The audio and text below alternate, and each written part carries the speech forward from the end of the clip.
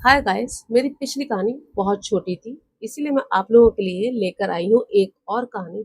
मैं जानती हूँ कि यूट्यूब पर बहुत ज़्यादा वीडियो एक साथ अपलोड नहीं किए जाते, बट मैं क्या ही करूँ, अभी मेरे पास टाइम है। मैं ड्राफ्ट में नहीं डालूंगी, मुझे हर चीज़ फ्रेश करना पसंद है, तो मैं वीडियो अभी ही अपलोड करूँगी। सो स्टार्ट करते हैं, ज़्यादा टाइम खराब नहीं करते हैं। एक गांव में कुछ लोग बड़ी तेज़ी से गायब हो रहे थे, बहुत तेज़ी के साथ। और उसी तरह से उस गांव में बच्चों की तादाद भी बहुत ज़्यादा बढ़ रही थी। और गांव के बाहर वहीं एक बूढ़ी आंटी अपने घर में लोगों को कहानियां सुनाती थी, बड़ी प्यारी प्यारी सी कहानियां सुनाती थी, बड़ी खूबसूरत सी। और कहानियां सुनाने के बाद वो खिलाती थी एक लड्डू। नहीं नहीं, लड्डू में ऐसा कुछ था नहीं, बस वो गिफ्ट देती थी, क्योंकि उनको एक अच्छा लगता था, टाइम पास होता था उनका कि ठीक है चलो बच्चे हैं और कहानी सुनेंगे, मैं भी सुनाऊंगी, मेरा भी टाइम पास होगा, बच्चों को भी अच्छा लगता था। तो इसमें राज है।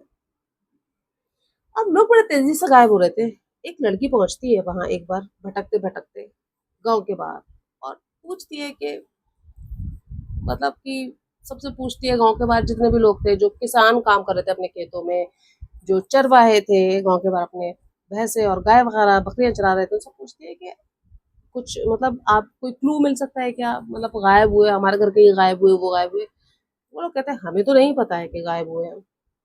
उन आंटी के पास, बूढ़ी आंटी के पास था एक नौकर भी, लेकिन नौकर को वो कभी लड्डू खाने को नहीं देती थी, ना उसको कहानी सुनने देती थी। वो ये कहता था कि कमाल है, आप सबको तो कहानी सुना रहे हो यार, मेरे से क्या प्रॉब्लम है। कहती नहीं नहीं, तुम बाहर जाओ वर्षा, तुम नहीं कहानी सुन सकते हो, बाकी लोग सुन सकते हैं कहानी। ठीक है भाई। ऐसे घूमते घूमते एक लड़की भी उधर पहुंच जाती है, अपने हस्बैंड को ढूंढती हुई। अपने हस्बैंड को ढूंढती हुई जाती है, बेचारी बड़ी परेशान थी, ढूंढ रही थी क्या करूं और क्या ना करूं, ढूंढ रही थी। वो नौकर उसको दिखता है। नौकर कहता है आप तो बहुत परेशान दिख रही हो। लड़की कहती है हाँ भाई, और मेरा ना हस्बैंड मतलब मिल नहीं रहा है, इतने दिन से लापता है, और आप तो जानते हो लोग कितनी तेजी से लापता हो रहे हैं।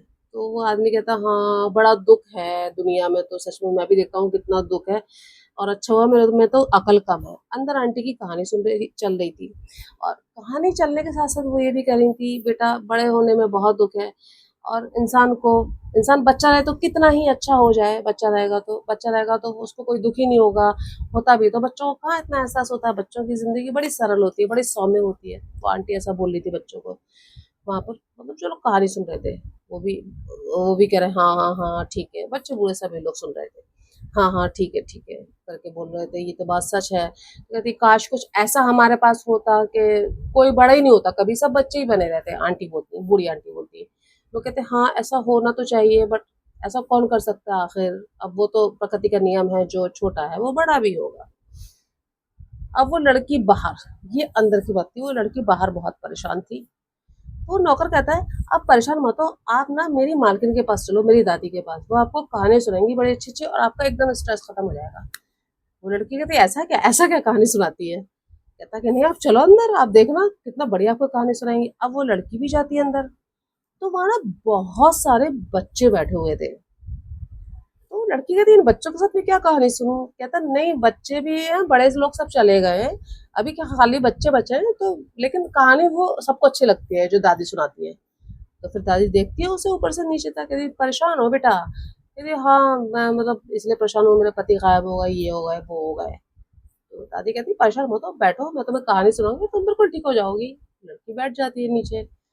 तो वो लड़की अब चलती चलती आई थी। अभी लड्डू तो सभी को अच्छे लगते हैं, मुझे भी, मेरे मुंह में पानी आ रहा है लड्डू के नाम से, मुझे भी लड्डू बहुत अच्छे लगते हैं। तो लड़की की नजर जाती है जार पे, तो कहती लड्डू कहानी सुनने के बाद। तो लड़की कहती है ठीक है। और वो कहानी सुनने के बाद क्या ही होता है, तो वो तो कुछ समझ में आया नहीं वहां पर उसमें।